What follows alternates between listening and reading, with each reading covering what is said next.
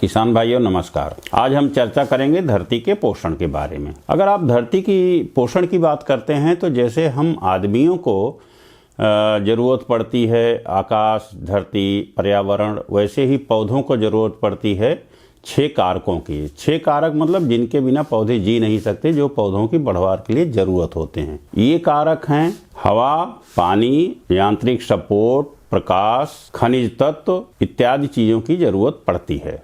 यानी वही तत्व हमारे लिए, वही हमारे पौधों के लिए जरूरी होते हैं। अब इन सबको देखा जाए तो इसमें प्रकाश को छोड़ दें, जो हमारे सौरमंडल के मुखिया से मिलता है, सारी चीजें हमारी पृथ्वी पर उपलब्ध होती हैं और जहां यही पर्यावरण में हम रहते हैं। अब बात आती है कि जो पृथ्वी पर हमें चीजें उपलब्ध हैं, क्या उनका हम दोहन कर रहे हैं या वहां हम बढ़ोतरी कर रहे हैं।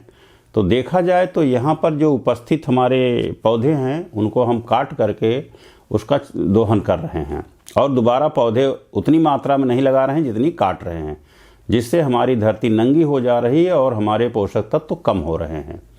नंगी होने से नुकसान क्या होता है? नंगी होने से नुकसान ये होता है कि हमारा पर्यावरण असंतुलित हो जाता है।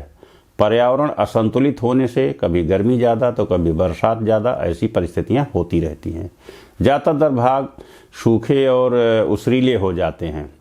इन परिस्थितियों में हमें ज़रूरी होता है कि पेड़ पौधों का क्षरण रोकें और उसमें पौधे लगाएं, जिससे कि हमारी वायुमंडल की शुद्धता बनी रहे।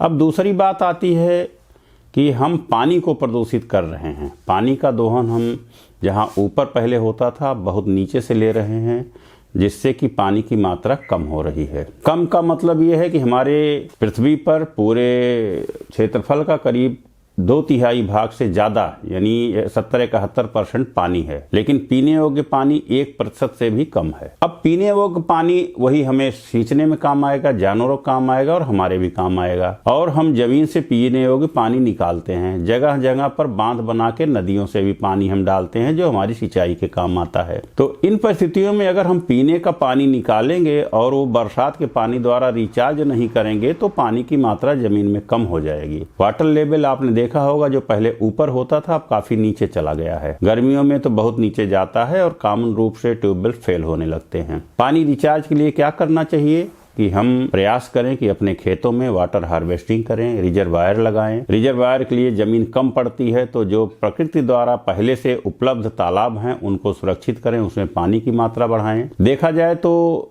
हमारे गुजरात और महाराष्ट्र सरकार द्वारा डैम बना करके इस दिशा में काफी प्रयास किया गया है। महाराष्ट्र में जहां पर सिंचित एरिया 17% होती थी, इस समय 40% के ऊपर है। अब वहां पर 2 फायदे हुए। एक तो उस एरिया में फसलों का अच्छा उत्पादन हुआ और पानी का लेवल ऊपर बढ़ गया।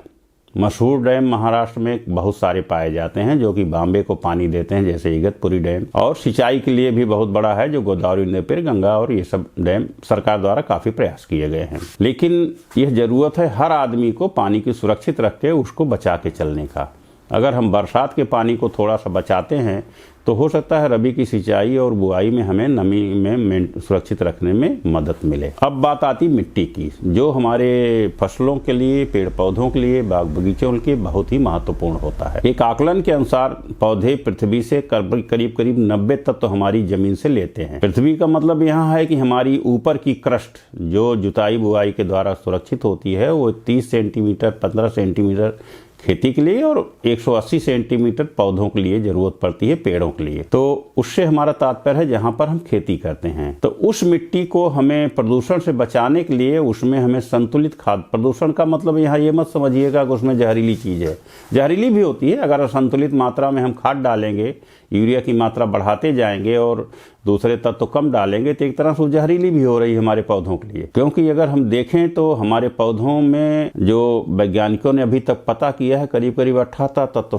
शोषित करते हैं। उन 18 तत्वों में हम देते 2, 3, 4 तत्व हैं। और खेती की हालत ये है कि जो ज़्यादा उपज देने वाली यानी ज़्यादा मुनाफा देने वाली फसलें हैं, जैसे आपका कमर्शियल क्रॉप्स हैं, व्यावसायिक खेती करते हैं, गन्ना है, आलू है या केला है, इस तरह से जो नगदी फसलें हैं उसमें तो हम उनकी संतुलित खाद से ज़्यादा डालते हैं, यानी हमें जो रिकमेंडेशंस हैं उनसे ज़्यादा डालते हैं। लेकिन जो हमारी कॉमन क्रॉप्स हैं धान गेहूं या जो कम मुनाफा देने वाली है उसमें हम अपने बजट के हिसाब से डालते हैं, ना कि वैज्ञानिक की तरह डालते हैं। देसी खादों का करीब करीब अभाव सा हो गया है। तो खेती में आप कैसे ये बता सकते हैं कि जितना हमने खजाना निकाला उतना भरा? तो उस खजाने को पूरा करने की जरूरत है, ना कि उसमें हमें उसका शोषण करने की है। तो आप देखते हैं कि हम जो आदमी लोग हैं पृथ्वी पर, जो हमारे पास नेचुरल प्रॉपर्टीज़ हैं, जो हमें पेड़ मिले हैं, जंगल मिले हैं, ज़मीन है, पानी है, उसको सुरक्षित नहीं कर पा रहे हैं। सुरक्षित करना बहुत ज़रूरी है, नहीं तो आने वाले लोगों के लिए, आने वाली पीढ़ी के लिए हमारे लिए बहुत नुकसान होगा और ना तो हम अच्छा उत्पादन पाएंगे, ना लोगों का पेट भर पाएंगे। अब इन परिस्थितियों में हमें करना क्या चाहिए? इन परिस्थितियों में हमें लगता है कि हमें खेती के कुछ उपायों को अपनाना चाहिए। पर्यावरण को सुरक्षित रखने के लिए कुछ अच्छे उपायों को अपनाना चाहिए, जिससे कि हमारी मिट्टी और पर्यावरण सुरक्षित रहें और पानी प्रदूषित ना हो। पानी प्रदूषण की स्थिति ये है कि आज रास्ते में जो भी यात्री बाहर जाता है तो डिब्बा बंद बोतल ले जाता है। बोतल इसलिए ले जाता है कि उसको पता नहीं आगे शुद्ध पानी मिलेगा कि नहीं मिलेगा, कुछ रोग तो नहीं हो जाएगा, क्योंकि जो रोग होते हैं ये पानी से भी बहुत सारे रोग फैलते हैं। तो उससे बचाने के लिए हमें शुद्ध पानी की जरूरत पड़ती है, क्योंकि हमारा पानी कॉमन पानी प्रदूषित है। अब बात आती है मिट्टी की उर्वरता बढ़ाए रखने की। तो मृदा की उर्वरता बढ़ाने के लिए आपको, अगर आपके पास पैसे से कार्बनिक खाद और उर्वरक डालने की क्षमता नहीं है, तो हम खेती में कुछ तकनीकी अपना करके भी उसकी उर्वरता को सुरक्षित रख सकते हैं। जैसे जिन एरिया में धान गेहूं का ही फसल चक्र है, वहाँ पर धान गेहूं का फसल चक्र ना अपना के उसमें धान गेहूं के साथ मूंग ले लें तो थोड़ा दलहनी फसल मिल जाएगी, या वहाँ पर दूसरे फसल चक्र अपना लें, जैसे मक्का, आलू, प्याज का अपना लें। तो इस तरह से हमें अगर एक मूसला जड़ भी फसल उसमें डाल लेंगे, कुछ तत्व नीचे से आएंगे और झकड़ा जड़ों से कुछ तत्व ऊपर से आएंगे, तो हमारी उत्पादकता बनी रहेगी। हम देखते हैं कि पश्चिमी उत्तर प्रदेश में गन्ना के बाद गन्ना, फिर गन्ना लगाते हैं, और यही हाल पूर्वी उत्तर प्रदेश में भी है, गोरखपुर, देवरिया, इन सब जगहों पे। तो क्या होता है, जब एक फसल लगाते हैं तो तत्व का अपटेक जो होता है तत्वों का, वो मोनोटोनस हो जाता है। गन्ना जो तत्व ले रहा है वही ले रहा है, फिर उसी में गन्ना बो दे रहे हैं, जिससे कि उसकी उत्पादकता गिर जाती है, यानी गन्ने का उत्पादन गिर जाता है। तो जरूरत यह है कि उसमें फसल चक्र में बदलाव लाएं, और ये बड़े पैमाने पर जरूरत लाने के लिए, क्योंकि बहुत छोटे पैमाने पर सोच में उसका बहुत सुधार नहीं पड़ेगा। अब बात आती है, इसके बाद हम जैसे देसी कंपोस्ट, इन सब खादों का थोड़ा सा परहेज कर रहे हैं। परहेज क्या, मिल ही नहीं रही है, जब जानवर नहीं है तो मिलेगी कहाँ से? तो प्रयास ये करें कि दूसरे कहीं से भी ला करके उसमें गोबर की खाद, कंपोस्ट की खाद या पोल्ट्री का स्लरी कुछ न कुछ डालें।